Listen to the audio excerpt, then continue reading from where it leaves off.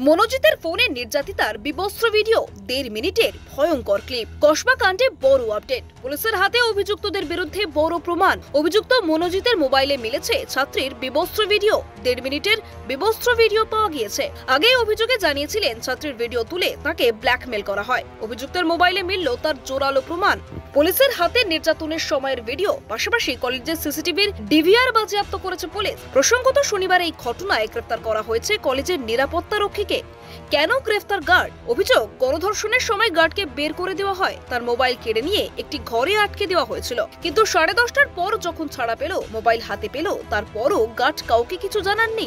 আরও জানা গিয়েছে, আইন কলেজের ইউনিয়নের নেত্রী করে দেওয়া টোপ দিয়ে তরুণীকে ডাকা হয়। 25শে জুন বেলা 12টা 5 নাগাদ তরুণী ক্যাম্পাসে আসে। তাকে মনোজিৎ বলে, তোমাকে ভালোবাসি, বিয়ে করতে চাই, প্রথম দিন তোমাকে দেখে আমার ভালো লেগে গিয়েছে। নির্যাতিতা জানায় তার একজনের সাথে সম্পর্ক আছে। মনোজিৎ পাল্টা জানায় তারও গার্লফ্রেন্ড আছে, সেই গার্লফ্রেন্ডকে সে ত্যাগ করতে রাজি। তরুণীও যেন তার বয়ফ্রেন্ডকে ত্যাগ করে। রাজি হয়নি তরুণী, তাই ক্রমশ আক্রোশে ফেটে পড়ে মনোজিৎ। তরুণীর প্যানিক অ্যাটাক হয়, সে হাসপাতালে যেতে চায়। আপত্তি জানায় মনোজিৎ। হাড়হিম এই ঘটনায় শিক্ষামন্ত্রী ব্রাত্য বসু বলেন, এই ঘটনায় আমরা অত্যন্ত হতবাক এবং মর্মাহত। ডাইরেক্টর অফ পাবলিক ইনস্ট্রাকশন কলেজের ভাইস প্রিন্সিপালকে গভর্নিং বডির বৈঠক ডাকতে বলেছেন।